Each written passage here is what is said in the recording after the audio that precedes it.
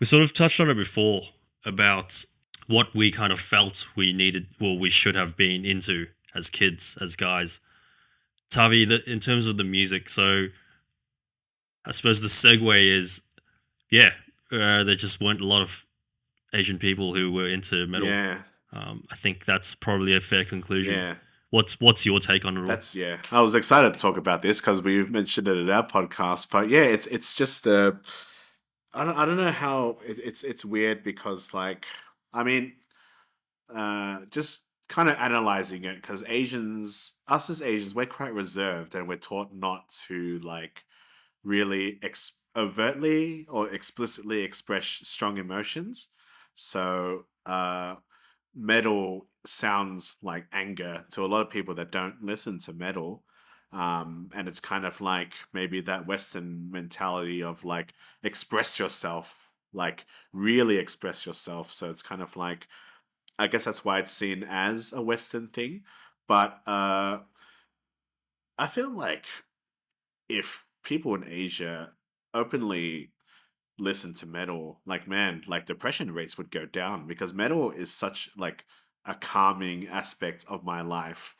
Like there's just if you um are really angry at something, you're not gonna listen to like calming music.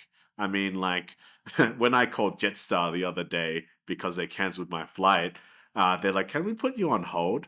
And they were playing like this minstrel flute music that was like trying to calm you down. It's like, yes, and it just made me more angry. So I imagine if they just played metal because I understand, like they know that we're pissed off. Obviously, they're probably not going to do that, but like it's just something that's really relaxing about it. But it's just seen as a very like Western thing, and because I went to a predominantly Western high school, and I think that's the most, I guess, banana aspect of me is like alternative rock and metal. Is because the people I grew up with predominantly listen to that kind of stuff, and you kind of want to fit in, but then I do genuinely like just really love that style of music.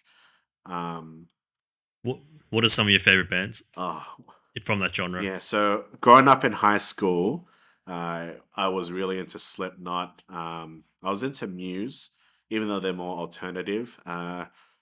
Tool and Deftones is a band that I've loved from then and still now.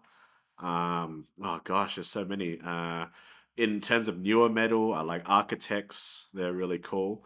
The Australian metal scene is great. I grew up listening to Dead Letter Circus. I listened to Thornhill quite recently.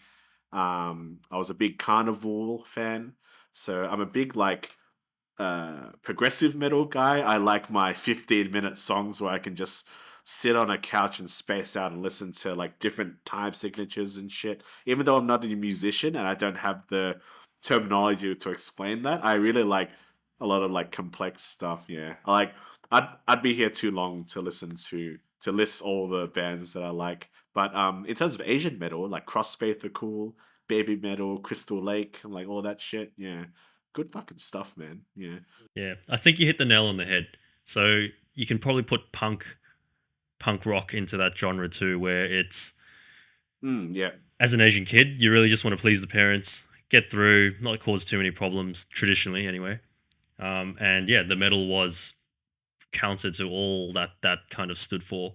Um, Less kind of compliant, less yeah, basically the opposite of what your parents would want